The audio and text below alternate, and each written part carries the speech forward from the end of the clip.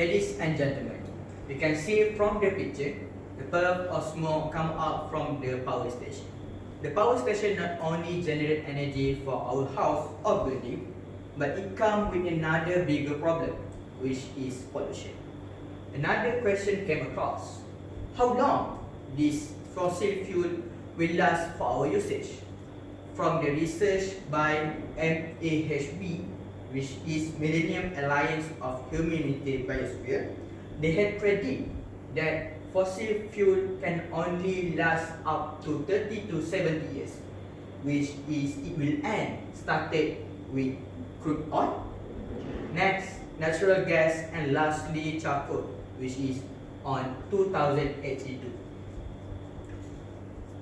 For our brighter future, we need a kind of energy that's sustainable, powerful, and green. Introducing myself, me Mohamad Fahrulradzi bin Fadir from University Technology Petronas will introduce to you the wind turbine, the green energy, and how it's works. For the journey, I will explain to you the first is the blade material. Next, we will see the science behind the blade. Next, I will give you some insight on how the wind turbine generates electricity. Next, the fourth, I will explain to you the optimization process. Next, I will explain to you the BETZ limit, which is the efficiency limit for the wind turbine. And lastly, to conclude, I will explain about the evolution and the importance of green energy.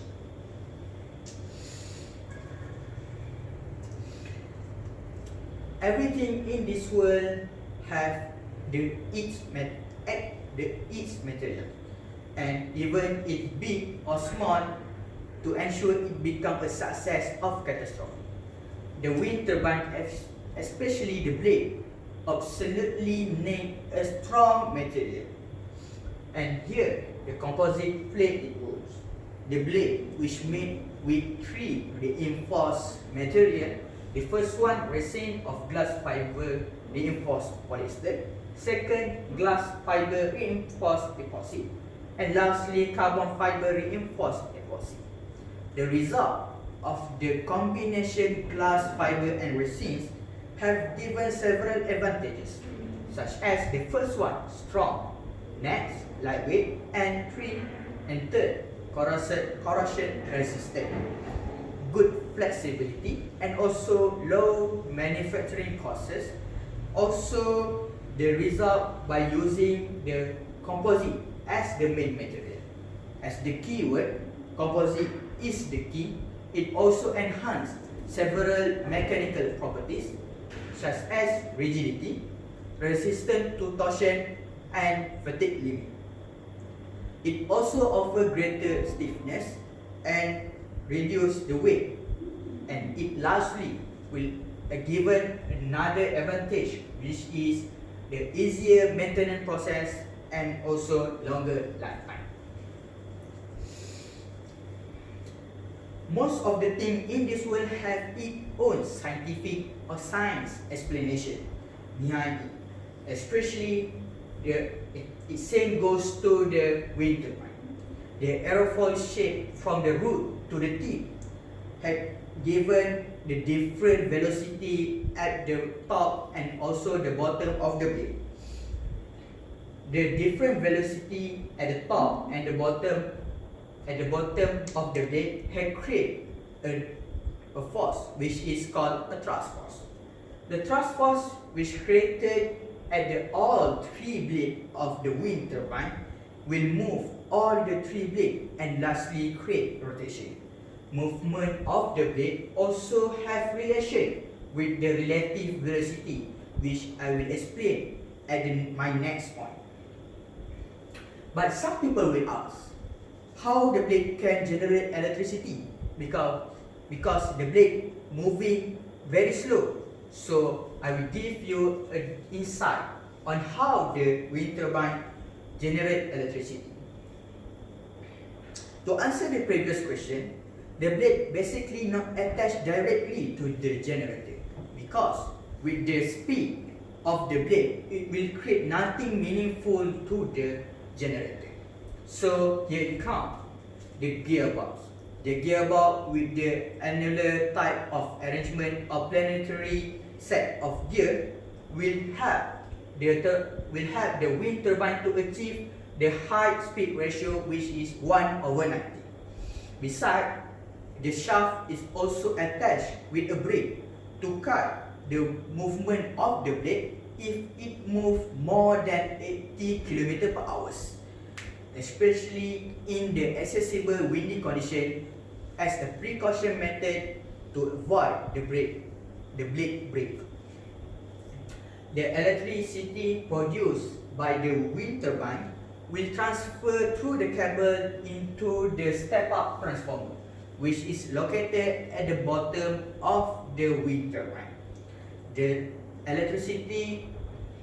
transformer will increase the voltage and will transfer the electricity to the nearest power station. But some people will argue on how the wind turbine can produce a high number of electricity or voltage, because the wind will not always align with the blade direction. So here it comes two significant device, which is the first one, the velocity sensor. The velocity sensor, which located at the top of the nacelle, will access and collect the data for the wind and the speed and the wind direction. The data which is collected by the velocity sensor will transfer to the electronic device, which it will control the second significant device, which is yawing mechanism. The yaw motor will correct the nacelle, and lastly, the yaw motor will correct the nacelle to ensure that the nacelle will always align with the wind direction. So the blade will always at the same direction with wind direction. Remember about the point about the relative velocity. So the changes in direction and also the speed of the wind also create a different magnitude on the relative velocity. Thus, the yaw motor will rotate the blade and make sure the blade of the wind turbine will always at the maximum angle of attack with the wind flow. So it will increase the efficiency of the wind turbine. Some people will ask, either the wind turbine have the highest efficiency than others energy. Let me explain to you the best limit, which is the efficiency limit for the wind turbine. Theoretically and practically, the best limit, which is the wind turbine efficiency, is only can reach up to 59.3%. Why? It is because by referring to the first diagram, the kinetic energy from the wind will be converted to the mechanical energy into the blade, and lastly will produce the electrical energy. Remember about the first law of the thermodynamics, which is the energy cannot be destroyed, but it can be converted into another form. The kinetic energy from the wind will be absorbed by the blade, and it will create the difference of velocity at the upstream and downstream of the wind turbine. But why the wind turbine doesn't achieve 100% efficiency? It is because by referring to the second diagram. In the second diagram, the wind turbine can only achieve 100% efficiency when the downstream velocity is equal to 0, which is in this situation, in order for the wind turbine, the downstream velocity to equal with 0, the kinetic energy, all the kinetic energy in the wind will be absorbed by the wind turbine. Then will be absorbed by the blade. However, in order to that situation to occur, impossible. So that's the main reason why the wind turbine doesn't achieve 100% efficiency. In fact, in the real life, the wind turbine not on cannot achieve the BETZ limit, but it only can achieve up to 35 to 45% of efficiency. The technology had changed a lot in previous year.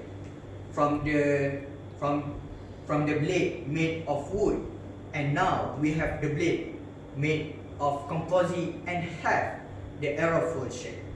Nowadays, the European countries had created their own wind turbine farm in the offshore rather than make it onshore. We can see from the background picture the Beatrice wind turbine farm in Scotland. It was the fourth largest. It was the largest operational offshore wind turbine farm, which have 84 wind turbine, which can produce up to 588 megawatt of electricity to use by 450,000 of households. This is the largest investment by the private sector of the Scotland to create a better world for Scottish people. We need a sustainable, green and clean energy for our children nowadays. It might be hard for us to revert all the pollution. However, we can take an initiative to create a better world for the mankind and all life. It might not be for our life, but it will make a better life for our children. That's all from me. Thank you.